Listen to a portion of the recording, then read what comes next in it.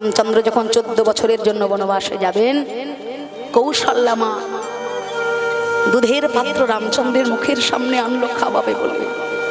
মন্থরার কুপরামর্শে কইকেয়ী মা তখন ওই দুধের পাত্রটা রামচন্দ্রের বদন থেকে ফেলে দিলেন। 14 বছর বনবাস জ্ঞাপন করে রামচন্দ্র যখন অযোধ্যায় ফিরলেন, কইকেয়ীর মায়ের ঘরে গিয়ে যখন চরণ দুটো জড়িয়ে ধরে রামচন্দ্র বললেন, মা আমি তোমার রাম। তখন ওই কইকেয়ীর মায়ের মুখটা কেঁপে উঠল।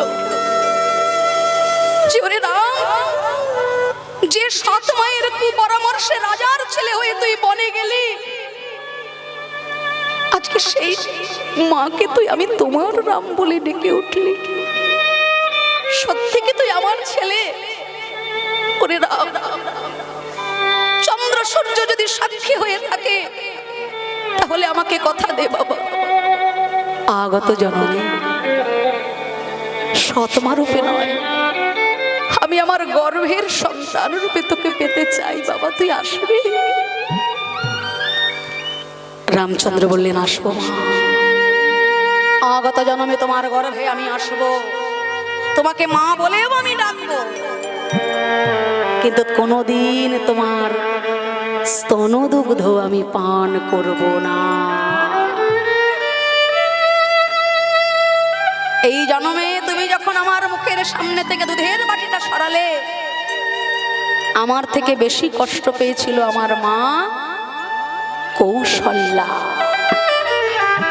একদিন এমন দিন আসবে, তোমারও সন্তান দাঁড়াবে তোমার শিয়রে, বক্ষ ভরা থাকবে তোমার অমৃত ভাণ্ড, ইচ্ছা থাকলেও তোমার বুকের ওই অমৃত ধারা এক বিন্দু তোমার গোপালের বদন কমলে তুমি দিতে পারবে না।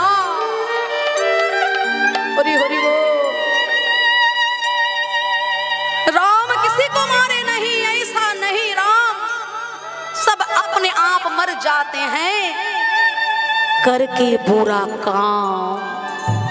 নিজ কর্ম দোষে জীব নানা শাস্তি পায়, মিছা মিছা দোষ দেয় আমার জগত পিতায়।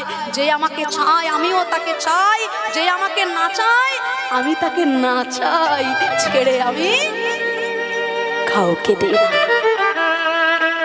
তাই তো আজকে দেব কি?